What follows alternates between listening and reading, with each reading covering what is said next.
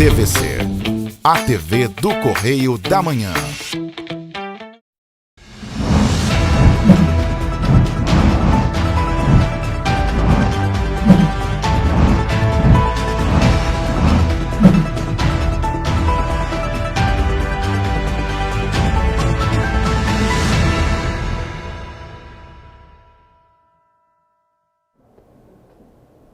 Olá, sejam bem-vindos ao Correio da Manhã TV, essa edição de sábado especial aí da semana.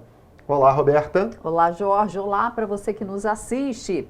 Sejam todos bem-vindos a essa edição especial de sábado, né? Lembrando que você pode mandar sua sugestão de matéria, sua reclamação, sua denúncia para o nosso e-mail, tvccorreiodamanhã@gmail.com, e também para o nosso WhatsApp, tá aí na sua tela, 24 DDD 993234567. Assim, todo mundo já sabe. E temos também as nossas redes sociais, nosso Facebook, YouTube e Instagram. Por lá você acompanha a programação da TVC, a TV do Correio da Manhã, ao vivo, e também pode participar conosco mandando a sua mensagem. E vamos então às notícias desta edição especial de sábado, dia 11 de junho. Aeroporto de Angra recebe investimento de 26 milhões de reais para melhorias na pista de pouso. Governador inaugura projeto Bairro Presente em Petrópolis. Dados da OMS apontam que mais de 2 milhões de óbitos por intoxicação alimentar em todo o mundo. Defesa Civil passa a alertar a população sobre os riscos de incêndio em Petrópolis. Montanhismo em Petrópolis é reconhecido como patrimônio cultural imaterial do município. Agora, no Correio da Manhã na TV.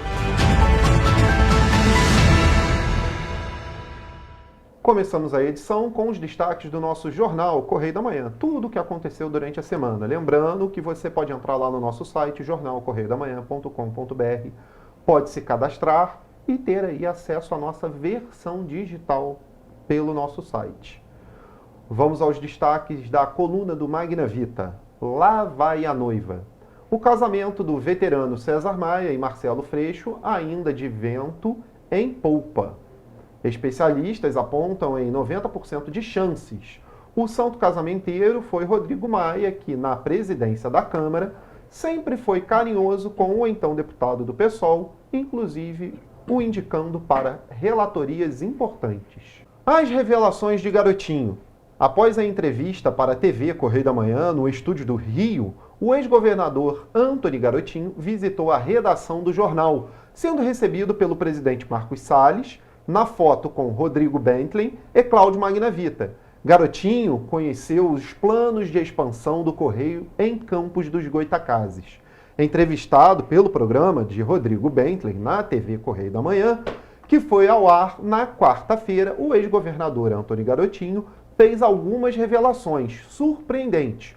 Contou pela primeira vez os bastidores da decisão de Rosinha Garotinho de renunciar à renúncia. A entrevista está disponível no nosso YouTube e no Facebook da TVC, a TV do Correio da Manhã. Vamos agora ao pinga-fogo, então, da coluna do Cláudio Magna Vita. Troco. Inconformado com o que ele está chamando dos bastidores de traição de Rodrigo Maia, ao articular a ida do pai César Maia para vice de Freixo, Eduardo Paes promete ser implacável. Vai pedir os cargos ligados à família Maia, inclusive a Rio Tour. Para a turma de Rodrigo não há traição, mas o troco há algumas atitudes de Dudu. E continuamos então, apoio de Castro. Se o governador Cláudio Castro foi telegráfico na sua fala para dar mais tempo para o homenageado falar, não economizou adjetivos e foi claro ao reafirmar o seu apoio total à reeleição do presidente Jair Bolsonaro. Afirmou para 400 empresários do Rio que ele tem a sorte de estar no mesmo partido do presidente e agradeceu o apoio que ele tem dado ao Rio. Abre aspas. Reeleger Bolsonaro é fundamental para o sucesso e crescimento do Rio, fecha aspas. Foi aplaudido. Após a fala, ganhou um caloroso abraço do presidente, clicado pelo fotógrafo oficial e colocado no Flick do Planalto. Correio da Manhã. As referências do presidente Jair Bolsonaro ao Correio da Manhã arrancaram aplausos da plateia na associação comercial. Depois de criticar o pessimismo da imprensa, ele afirmou que quer ficar bem informado, leia o Jornal do Magna Vita. E completou: e acompanhe as minhas lives às quintas-feiras. O Correio da Manhã já é o segundo jornal do Rio e a edição impressa do último fim de semana, com a entrevista exclusiva do presidente, esgotou nas bancas. Na saída do evento, os convidados receberam exemplares do Correio da Manhã com a entrevista do presidente Jair Bolsonaro. A referência ao Magna Vita foi pela entrevista concedida exclusiva ao Cláudio Magna Vita, que tem a coluna dentro do nosso jornal, o Correio da Manhã. Vamos agora aos destaques da editoria de política. Desemprego caminha para a taxa de 1 dígito. A taxa de desemprego está se reduzindo e caminha para 1 dígito no Brasil. A estimativa foi feita pelo presidente Jair Bolsonaro durante almoço com empresários e lideranças políticas na quarta-feira, dia 8, na Associação Comercial do Rio. Abre aspas, na pandemia era para ter 6 milhões de desempregados. Tivemos saldo positivo em 2020. Em 2021, quase 3 milhões de novos empregos. Isso foi feito ouvindo os meus ministros. Evitamos o desemprego. E como está o emprego no momento? Tenho certeza que mais um mês chegaremos a 1 dígito o número de desempregados no Brasil, fecha aspas, disse Bolsonaro. Vamos agora ao destaque do Nacional da Semana. Novos avisos disponibilizados. O Ministério do Desenvolvimento Regional, MDR, em parceria com o Google, anunciou na última terça-feira a ampliação da ferramenta de emissão de alertas sobre desastres naturais no Brasil. A iniciativa é da Defesa Civil Nacional por meio do Centro Nacional de Gerenciamento de Riscos e Desastres, Senad. A parceria da Defesa Civil Nacional com o Google na emissão de alertas públicos ocorre desde 2015, especificamente para avisos sobre alagamentos e inundações. Agora foram disponibilizados 7 novos tipos de alerta: enxurrada, deslizamento de solo, incêndio florestal, vendaval, granizo, chuva intensa e rompimento de barragens. Vamos agora ao destaque de economia, servidor público e privatização. Quando o assunto é sobre privatização de empresas públicas, desencadeia diversos debates, movimentando o cenário político e econômico, e não está sendo diferente neste momento com a possibilidade de privatização da Petrobras.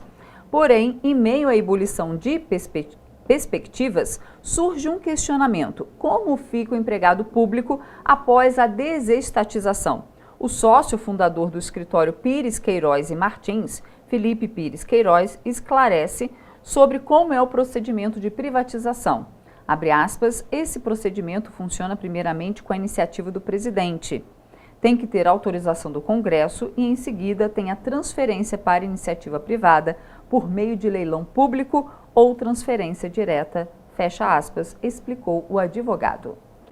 Vamos agora ao destaque do Rio de Janeiro. De olho na educação do Rio, o governador Cláudio Castro lançou no Palácio Guanabara o projeto ETEC, Escolas de Novas Tecnologias e Oportunidades, com o intuito de modernizar 50 CIEPs com novas estruturas físicas e pedagógicas que beneficiarão cerca de 24 mil alunos da rede estadual.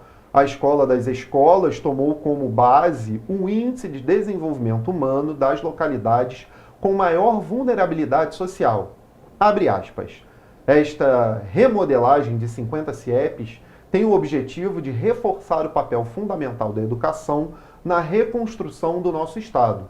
Uma juventude bem formada para a vida e para o mercado de trabalho gera um futuro melhor para toda a sociedade, com mais oportunidades, renda, segurança e qualidade de vida, fecha aspas aí para a fala do governador. Vamos agora para a nossa passagem de bloco, então? Exatamente, vamos lá. A gente faz agora um rápido intervalo e na volta você vê que o governador Cláudio Castro inaugurou o projeto Bairro Presente em Petrópolis. E você vai ver também que ter atenção no preparo dos alimentos pode evitar uma intoxicação alimentar. Importantíssimo ficar de olho. O Correio da Manhã volta já.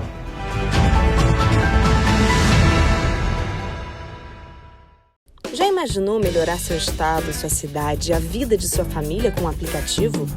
Alerge já! Chegou o Legisla Aqui. tudo sobre seus direitos e um canal para você mandar e apoiar ideias que podem virar leis. Tem uma ideia boa? Sugira. Quer saber se é legal? Consulte. Tem dúvidas ou sugestões? Converse. Curtiu? Baixe o app. Legisla Aqui. É a LERJ mais perto de você. Sabe o sonho de vacinar a sua princesinha? Você pode realizar. Vacinar seu craque é um golaço. Vacinar sua futura médica é cuidar da saúde dela. Com a Covid não se brinca, se vacina. Vacine seu filho de 5 a 11 anos. Acesse novaiguaçu.rj.gov.br. Confira os documentos necessários e os postos com a vacina testada e aprovada para crianças. Prefeitura de Nova Iguaçu.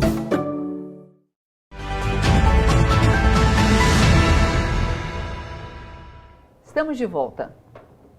Dados do CAGED mostram que só neste ano, cerca de 196 mil empregos com carteira assinada foram criados em abril no país.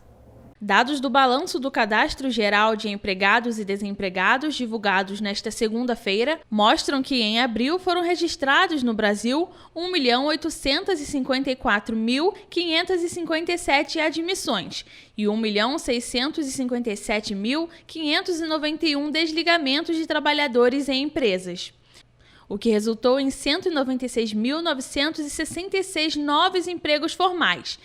Entre janeiro e abril deste ano, o número de contratação, que ficou em 7.715.322, foi maior que o número de demissões, registrado em 6.944.729, o que gerou um saldo positivo de 770 mil empregos gerados. Este saldo é 3,6% menor do que o registrado no mesmo período do ano passado. Na região sudeste foram criados cerca de 101 mil novos postos de trabalho, um aumento de 0,48% se comparado com o mês de março. O Rio de Janeiro foi responsável por 22 mil novos postos. Só o setor de serviços foi responsável pela geração de 117 mil postos de trabalho, dentre atividades de informação, comunicação e atividades financeiras, imobiliárias e administrativas. O setor de construção apresentou saldo de 25.341 postos. O comércio gerou 29.261 novos postos, enquanto a indústria teve saldo de 26.378 postos. Destes, 22 mil da indústria de transformação. Já o setor da agricultura, pecuária, produção florestal, pesca e aquicultura diminuiu o número de empregos formais e finalizou o mês de abril com o número de desligamentos em 96.842, maior que o número de contratações, que ficou em 95.820. Sendo assim, o saldo ficou negativo com 1.021 empregos a menos. Em Petrópolis, os moradores contam que a situação está difícil. Tem muita gente desempregada. Eu, por enquanto, estou tranquilo que eu trabalho por conta própria, sou autônomo. Mas, para mim, quanto mais gente estiver trabalhando, é melhor. Vai ter mais gente que vai conseguir comprar o meu produto. As coisas estão aumentando a cada dia, um absurdo. E a gente fica pensando nas pessoas que pagam aluguel, né? Como está sobrevivendo, né? Porque é sobreviver, né? Porque já tem o desemprego e ainda com o salário que a gente ganha, aí é pior ainda. Eu preciso de fazer alguma coisa e não consigo fazer. Porque eles não me dão emprego por causa da minha idade. Eles dão para os caras que não têm experiência. O governador Cláudio Castro inaugurou no dia 2 de junho, em Petrópolis, o programa Bairro Presente. A medida tem como objetivo fortalecer a segurança pública do município. Na manhã desta sexta-feira, o governo do estado do Rio de Janeiro e a prefeitura lançaram em Petrópolis o projeto Bairro Presente, com a inauguração de um posto de policiamento avançado na Rua Teresa para fortalecer a segurança pública da cidade. O lançamento aconteceu no Centro de Moda e Serviços da Rua Teresa e contou com a presença do governador Cláudio Castro, do prefeito Rubens Bom Tempo, empresários do comércio e representantes do governo municipal e estadual. A segurança pública é a base de muito dessa recuperação. Sem segurança pública você não tem saúde, você não tem turismo, você não tem educação, você não tem desenvolvimento. A segurança pública é essa base, apesar de Petrópolis já ser uma cidade de gozar de bons índices de segurança.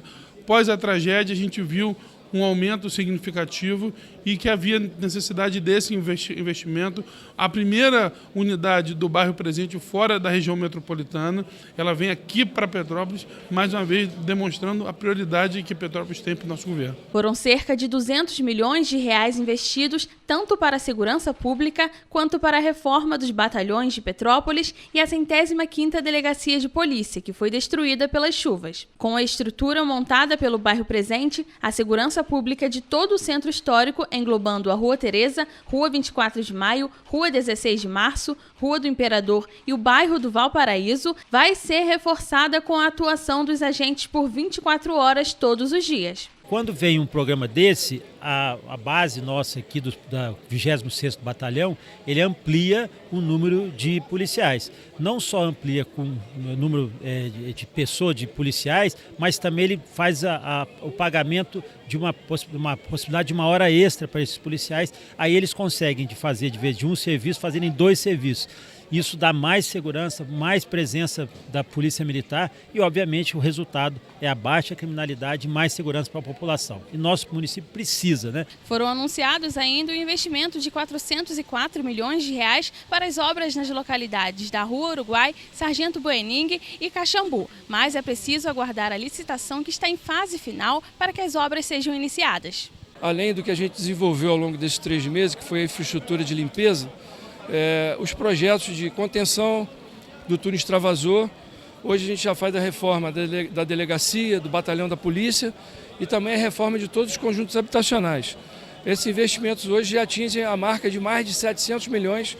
Além disso, de acordo com o prefeito Rubens Bontempo, um contrato foi assinado para que os conjuntos habitacionais que fazem parte do programa Casa da Gente também passem por reformas. A importância de incluir o conjunto habitacional, Claudinha.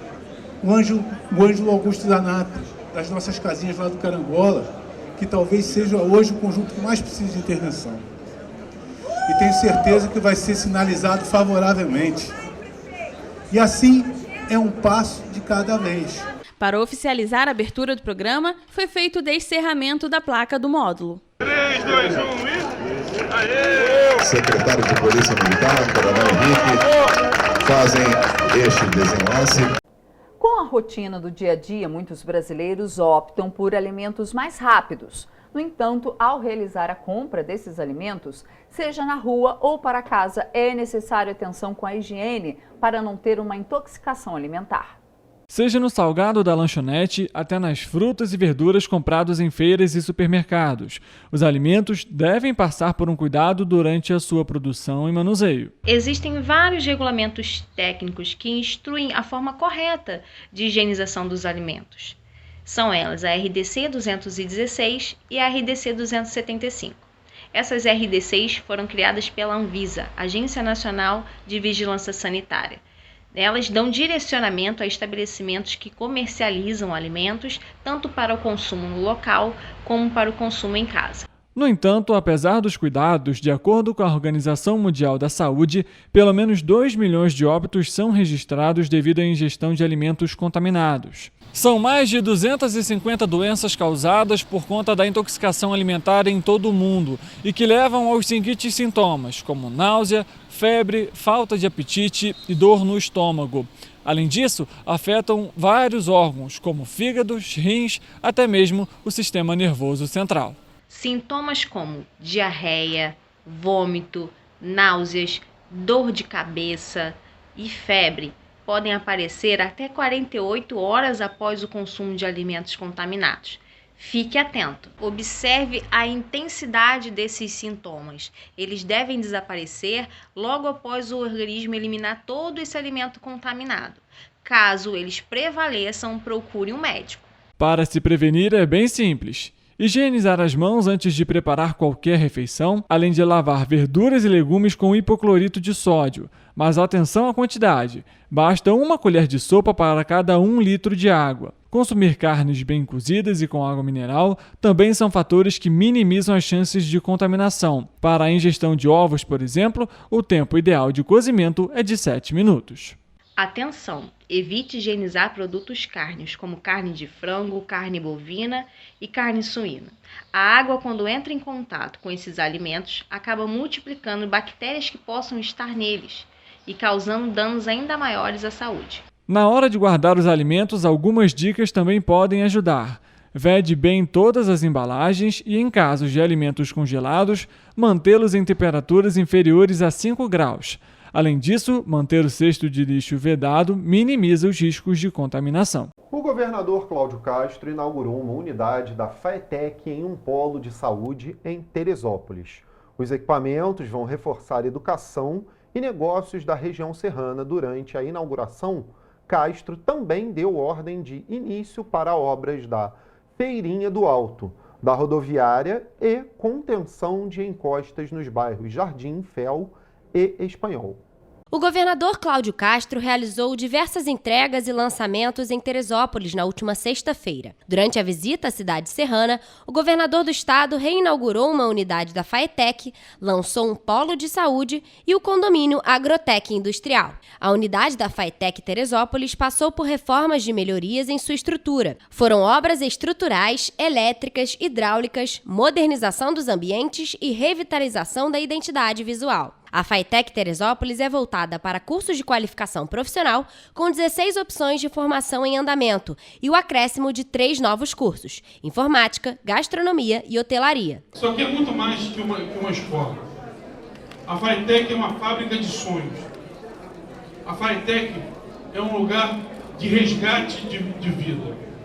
Só no passado foram mais de 40 mil vagas e esse ano passaremos também de 40 mil vagas novas, porque eu creio que se o Rio de Janeiro está em franca recuperação, se ano passado nós conseguimos alguns números recordes, como o maior número de abertura de empresas da história do Rio de Janeiro, foram 73 mil novas empresas, terceiro estado que mais gerou emprego.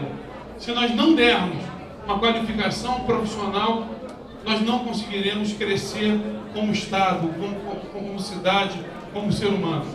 Por isso eu acredito que a FAETEC hoje seja um dos grandes pilares do governo. Já o prédio do antigo ambulatório do Centro Universitário Serra dos Órgãos, o Unifeso, vai ser desapropriado pelo governo do estado e repassado ao município para instalações de diversos equipamentos, entre eles Clínica da Mulher, Centro Diagnóstico Precoce do Câncer, Centro de Imagem e atenção secundária para especialidades variadas. A iniciativa vai reforçar o atendimento em saúde para a região serrana. Durante a visita foi anunciado o lançamento do condomínio Agrotec Industrial, que é um projeto para impulsionar o desenvolvimento industrial, tecnológico e agrícola de Teresópolis. Também foi anunciado que o terminal rodoviário da cidade vai receber serviços de melhorias dos telhados, calçamento, além de pintura e melhorias na iluminação e banheiros. O investimento total é estimado em 4,5 milhões de reais. A feirinha da Praça Higino da Silveira, no Alto, também vai ser revitalizada, assim como a estação de ônibus, o Coreto, o mercado, a praça de alimentação e pórticos. O investimento no local vai ser de 13 milhões de reais. O governador deu ainda ordem de início para obras de drenagem e contenção de encostas nos bairros Jardim Fel e Espanhol. O investimento vai ser de 37 milhões de reais. Está prevista a recuperação de ruas nos 2 bairros por meio de contenção de encostas e a implantação de um sistema de captação e drenagem das águas pluviais. O governo federal, por meio do Ministério do Desenvolvimento Regional, autorizou o repasse de mais de 3 milhões de reais a 10 municípios brasileiros afetados por desastres naturais. Petrópolis é uma dessas cidades e vai receber 660 mil reais. Pelo menos 10 cidades brasileiras sofreram com desastres naturais neste ano de 2022. Por isso, o governo federal decidiu realizar mais um repasse no valor de 3 milhões de reais por meio do Ministério do Desenvolvimento Regional. O valor não vai ser dividido igualmente e cada uma das cidades vai receber investimento de acordo com as maiores necessidades para as reconstruções pós-tragédia. A cidade de Petrópolis vai contar com mais 660 mil reais para a recomposição de via pública. Este é o segundo maior valor de repasse disponibilizado para as 10 cidades. Mais de 2 milhões e 800 mil reais já foram disponibilizados para ações da Defesa Civil no município fluminense. Outras 5 cidades estão em Alagoas. Vão ser repassados R$ 354 mil para Feliz Deserto, R$ 146 mil para Passo de Caramagibe, R$ 147 mil para Barra de São Miguel, R$ 45 mil para Coité de Noia e R$ 62 mil para Traipu. Os recursos serão utilizados na compra de cestas de alimentos, kits de higiene pessoal, limpeza e dormitório, colchões e combustível. Em Pernambuco, a cidade de Camaragibe vai contar com R$ 1.380.000 para a compra de cestas básicas, kits de dormitório, higiene pessoal e limpeza, colchões, combustível e aluguel de veículos. Mais recursos devem ser liberados em breve, à medida que as cidades concluam os planos de solicitação de repasses.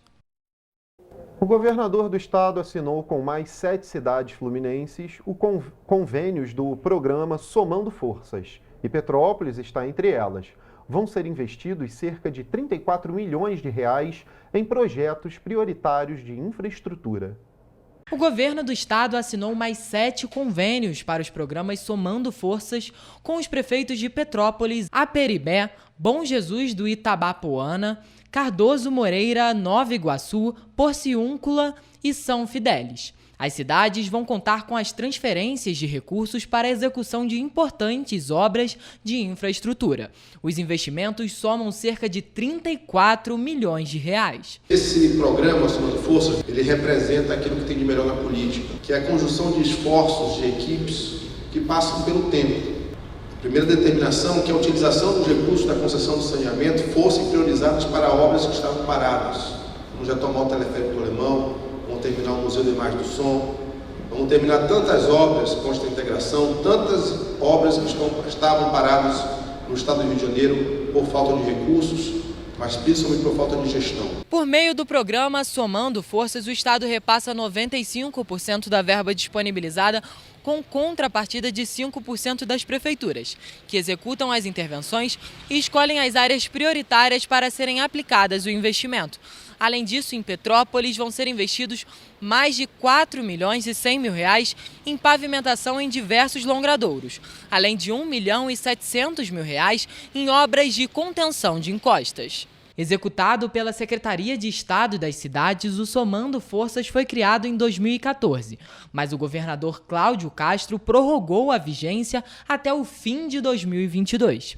Desde a reativação do programa, foram investidos R$ 108 milhões em 17 cidades fluminenses. Por meio do projeto Pacto RJ, a pista de pouso do aeroporto de Angra dos Reis vai receber um investimento de R$ 26 milhões para ampliação. Com o término das obras, a expectativa é de que o fluxo de passageiros duplique. Na última terça-feira, o governador do Rio de Janeiro, Cláudio Castro, anunciou um aporte de R$ 26 milhões para ampliação e melhorias do aeroporto de Angra dos Reis, que vão gerar 1.000 empregos de maneira direta e indireta. As obras eram uma reivindicação da concessionária que opera na região desde 2005. Hoje é um dia de celebrar, Fernando Jordão, que em Angra, eu não tenho a menor dúvida, em pouco tempo será uma das molas motrizes desse estado. E vamos estar juntos também na hora da alegria de estar inaugurando, se Deus quiser, esse aeroporto o mais rápido possível. A ampliação na pista de pouso vai ser de 90 metros e vai englobar o pátio dos aviões, a pista para veículos de carga e taxistas, sinalização, construção de baliza noturna, além de adicionar o aeroporto na rota de aviação comercial do país. A manutenção será de responsabilidade da Secretaria de Obras do Estado e as intervenções devem ser finalizadas até dezembro deste ano. O investimento de R$ 26 milhões foi disponibilizado por meio do programa Pacto RJ e vai possibilitar o aumento do fluxo de passageiros no aeroporto. A estimativa é que após o término das obras, cerca de 60.000 viajantes embarquem e desembarquem no aeroporto de Angra. O programa Pacto RJ é um projeto de investimento no estado do Rio de Janeiro. Em um período de 3 anos, deve-se realizar mais de 50 ações. No entanto, 40,% delas estão em execução e 57,2% das ações de investimento estão em processo de licitação. Apenas 2,1% foram concluídas. E você vai ver depois do intervalo que as baixas temperaturas exigem cuidados adequados ao plantio e cultivo de plantas e hortaliças. Importante. E você vai ver também que o montanhismo em Petrópolis foi reconhecido como patrimônio cultural imaterial do município. Voltamos já.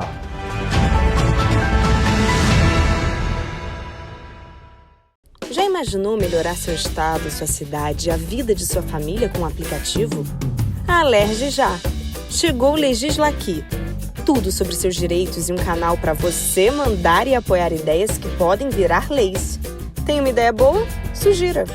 Quer saber se é legal? Consulte. Tem dúvidas ou sugestões? Converse. Curtiu? Baixe o app. Legisla Aqui. É a Alerj mais perto de você. Sabe o sonho de vacinar a sua princesinha? Você pode realizar. Vacinar seu craque é um golaço. Vacinar sua futura médica é cuidar da saúde dela. Com a Covid não se brinca, se vacina. Vacine seu filho de 5 a 11 anos. Acesse novaiguaçu.rj.gov.br. Confira os documentos necessários e os postos com a vacina testada e aprovada para crianças. Prefeitura de Nova Iguaçu.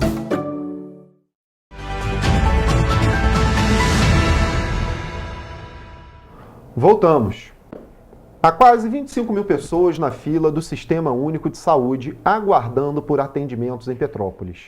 A informação foi passada pela própria Secretaria de Saúde da cidade, apresentada à Comissão em Defesa da Saúde da Câmara Municipal, em audiência pública realizada na Câmara dos Vereadores na última terça-feira. Dos mais de 222 mil petropolitanos que não têm plano de saúde e dependem dos atendimentos médicos do SUS, quase 25 mil estão na fila aguardando por um atendimento. O número foi informado pela Secretaria de Saúde de Petrópolis durante uma audiência pública para a prestação de dados à Câmara dos Vereadores.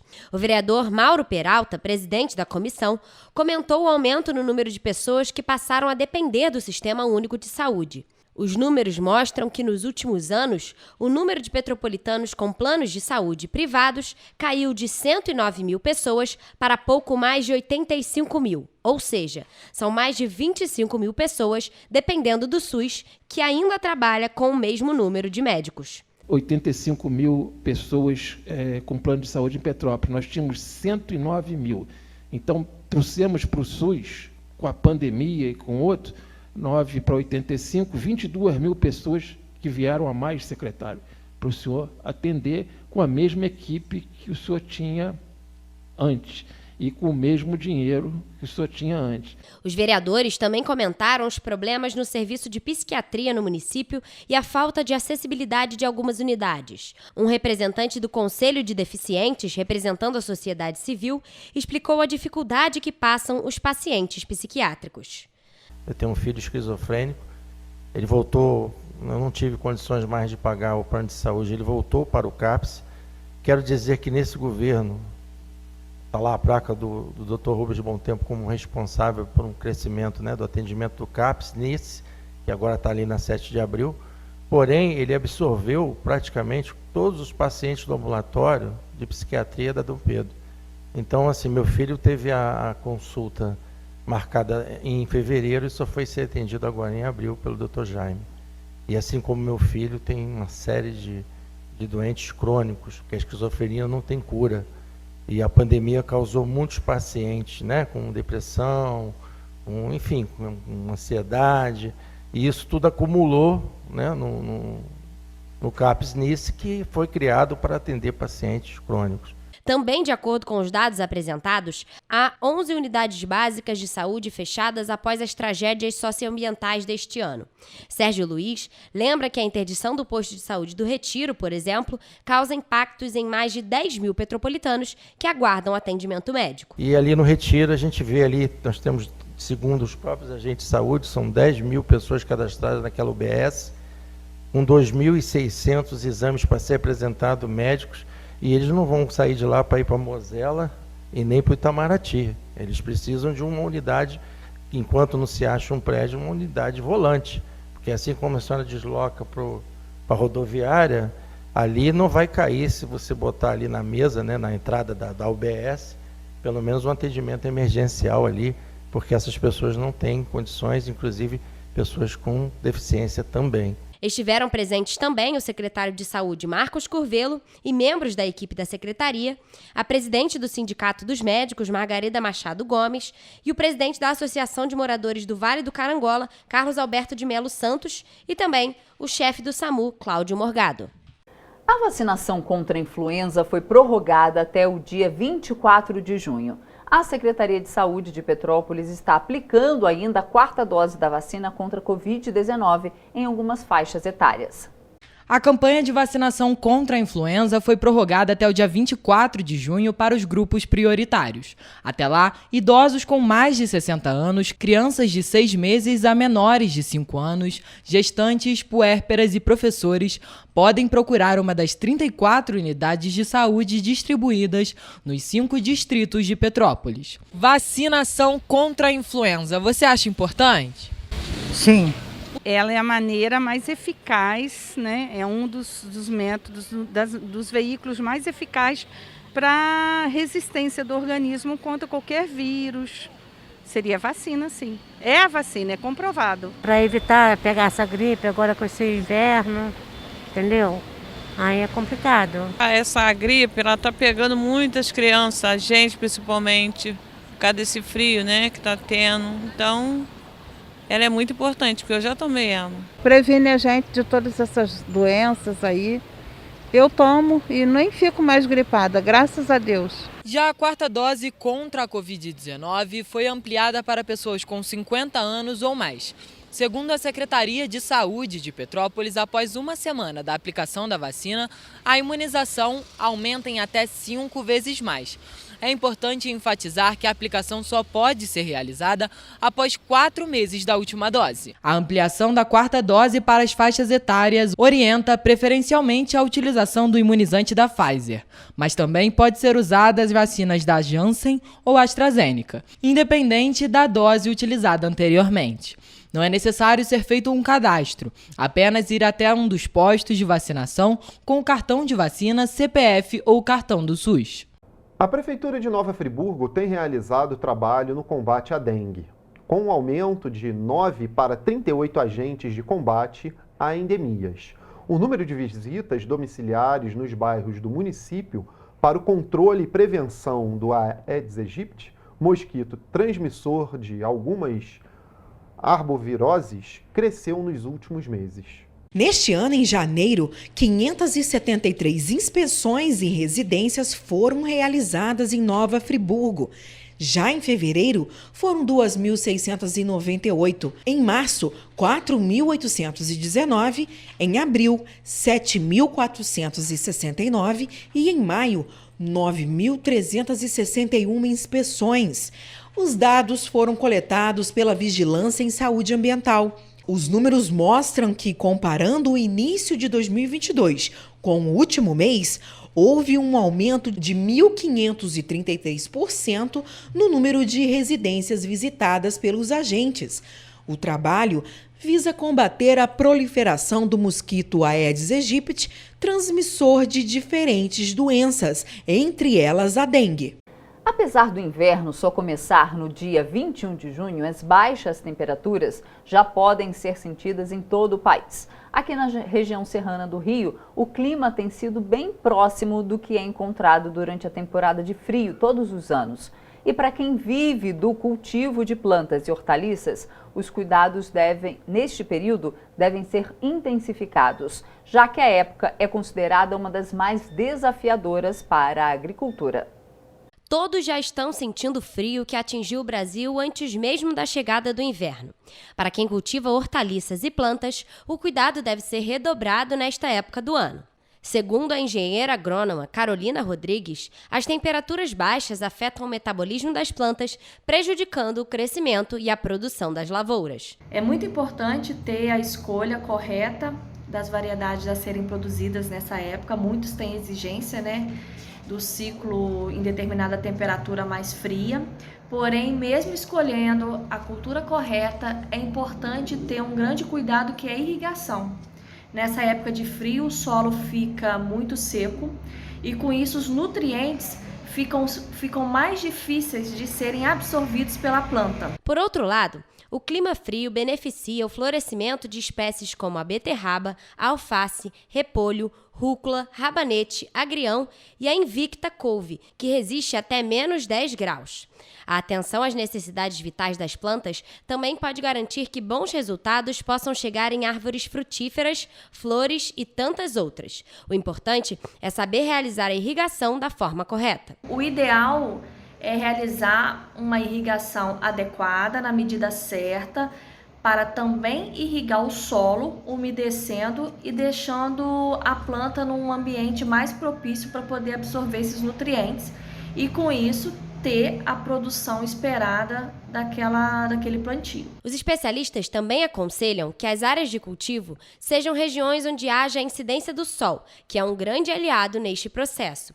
Antes de escolher o que plantar neste período, é preciso entender sobre os principais cuidados: dar fertilizantes à terra onde foi feita a plantação, desenvolver composteiras e adubos orgânicos, pode deixar as plantas mais resistentes para o inverno. Trocando de assunto, nesta época do ano, os incêndios florestais são comuns em Petrópolis. Por isso, a Defesa Civil vai emitir boletins para alertar os riscos de incêndios na cidade. O último alerta, emitido na última sexta-feira, apontava risco muito alto de incêndio nos distritos em Petrópolis. A Secretaria de Defesa Civil retomou a emissão diária do Boletim de Risco de Incêndio em Vegetação em Petrópolis. As medidas fazem parte do plano de contingência elaborado pela Defesa Civil durante o inverno e prevê medidas para o enfrentamento nos dias de estiagem e ações para a prevenção a incêndios florestais. O último boletim emitido apresenta risco muito alto de incêndios florestais nos distritos de Petrópolis. Boa parte das áreas afetadas por escorregamento em algum momento, em alguma fase, elas foram alvo de incêndio florestal. Então é muito importante que a população participe desse processo, né, que fique atento a qualquer fumaça, que faça contato com o 193, com o Corpo de Bombeiros, para que a gente consiga diminuir a quantidade de ocorrências de incêndio florestal. A estatística do bombeiro com relação a fogo em vegetação é uma estatística muito alta e grande parte dessa estatística é causada por ação humana. Então, pensando nesse processo, a Defesa Civil vem montando uma série de ações através do seu plano inverno, buscando reduzir e diminuir a quantidade de ocorrências de incêndio florestal. No mês de maio deste ano, de acordo com a Defesa Civil, do 1º ao 5º distrito, foram registradas 10 ocorrências por incêndio. Foi mobilizada uma equipe específica para fazer uma ronda preventiva e essa ronda busca vistoriar as localidades com maior estatística de incêndio florestal e, a partir daí, caso seja detectado algum foco, em parceria com o Corpo de Bombeiros, é efetuado o primeiro combate.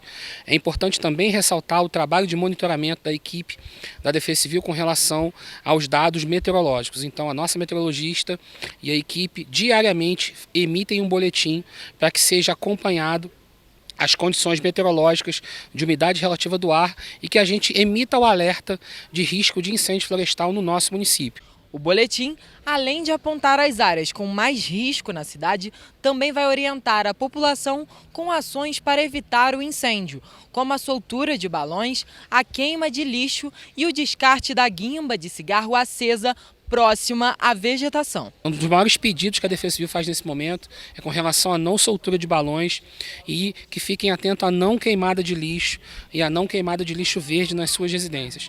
Infelizmente, grande parte das ocorrências de incêndio florestal se dá por uma ação humana. Então o cidadão é muito importante nesse processo para que se evite uma tragédia. Apesar de a última sexta-feira ter sido dia chuvoso, principalmente nas regiões do 1º distrito, o boletim de risco de incêndio em vegetação da Secretaria da Defesa Civil aponta o risco muito alto para ocorrências de queimadas nas localidades entre o 2º e o 5º distrito. A primeira denúncia, ao avistar um incêndio florestal, ele deve ser feito ao Corpo de Bombeiros, através do telefone 193. E a partir daí, o Corpo de Bombeiros, ao chegar no local, ao tomar ciência da ocorrência, o oficial de operações, ele avaliar essa cena, ele faz a solicitação para os demais órgãos para que trabalhem em apoio à atuação do Corpo de Bombeiros. O distrito de Itaipava se prepara para receber a 4ª edição da Oktoberfest Petrópolis. O evento ocorre entre os dias 16 e 19 e 24 e 26 de junho. A expectativa é que a festa gere empregos e fortaleça o comércio local. Entre os dias 16 e 19, 24 a 26 de junho, não vai faltar entretenimento em Petrópolis. Isso porque a 4ª edição da Oktoberfest já está programada no Parque Municipal Prefeito Paulo Rattis, em Petrópolis. Depois de 2 anos sem a gente poder realizar esse evento que é tão grandioso e traz tanta coisa bacana para Petrópolis, depois de pandemia, a gente conseguindo voltar com essa Oktober fora de época, né? A gente deu essa trocada de data com a Bauerfest, a Bauer teve que adiar e eu estou muito feliz, muito animado com a possibilidade de estar voltando a fazer os eventos. A expectativa é que, em média, 5.000 pessoas transitem durante as 90 horas de programação no Parque Municipal. As atrações prometem preencher as 12 horas de cada dia de evento. Para esta 4ª edição, os organizadores decidiram se dedicar a ações que ajudem o meio ambiente. A gente sempre foi preocupado com essa causa ambiental, né? A gente sempre esteve preocupado com o meio ambiente, então a gente está fazendo a campanha do Adote Seu Copo ou Leva Seu Copo de Casa, que ele tenha marcação de ml para a gente poder fazer a venda bem direcionada, ou que você adote o copo, um copo de acrílico, que você use o mesmo copo o evento inteiro, né? Isso já deixa de gastar toneladas de plástico, e a parceria que a gente está fazendo também com a coleta do óleo e com a coleta do lixo, que vão para 2 instituições de reciclagem, né, profissionais, para esse lixo ser bem direcionado. A festa vai contar ainda com uma apresentação de batalha medieval, desafios esportivos e cervejeiros, danças típicas, DJs, além de muita cerveja e comidas tradicionais alemãs. Tudo isso em uma vila germânica especialmente construída para o evento.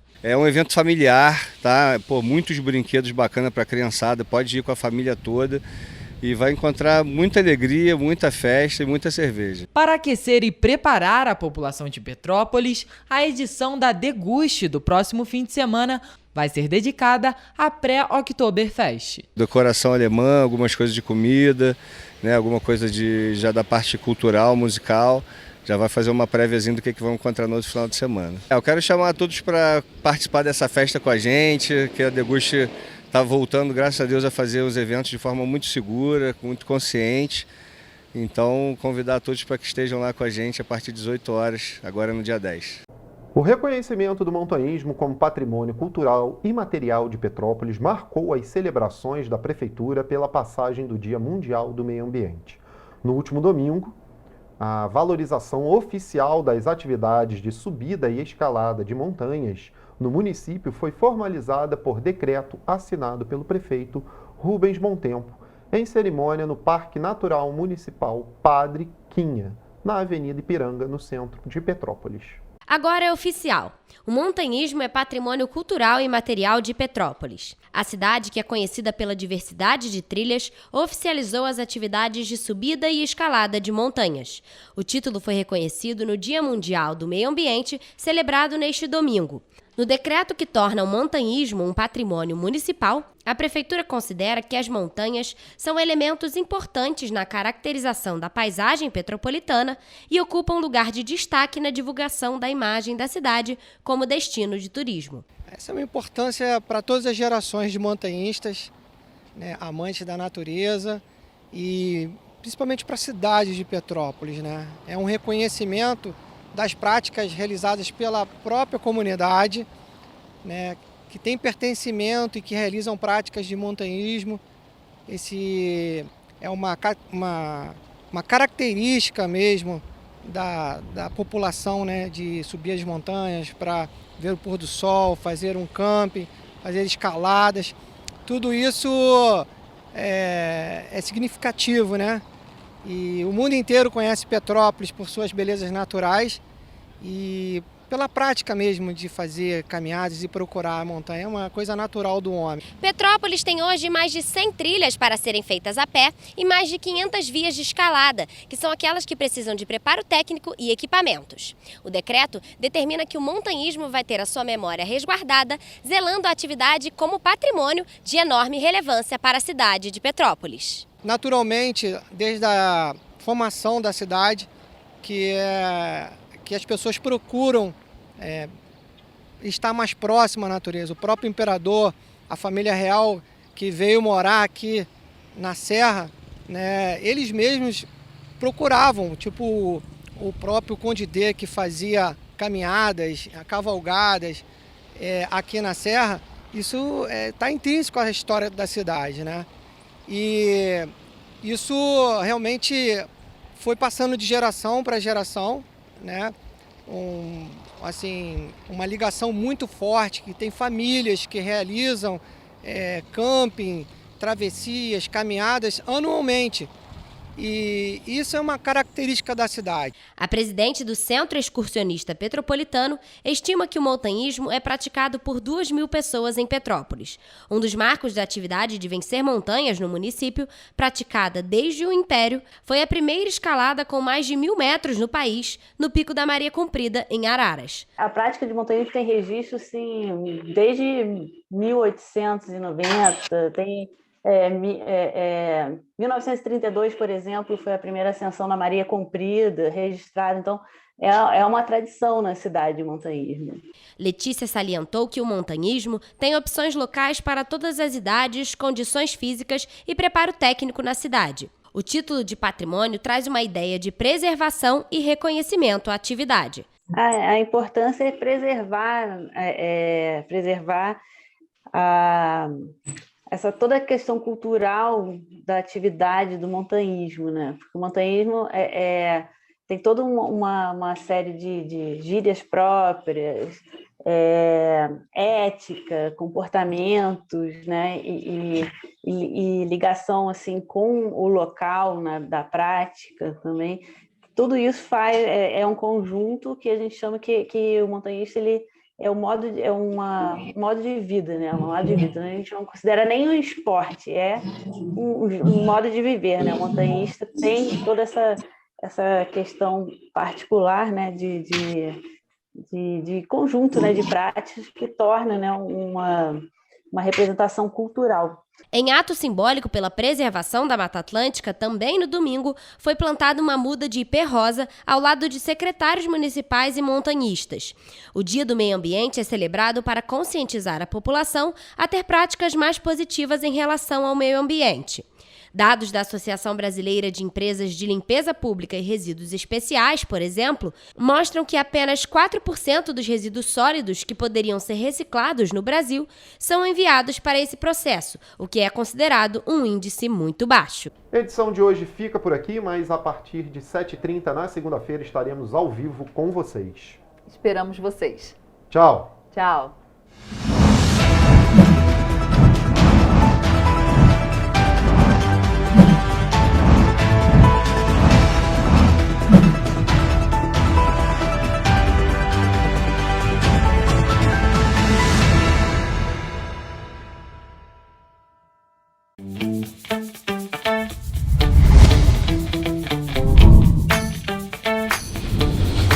TVC, a TV do Correio da Manhã.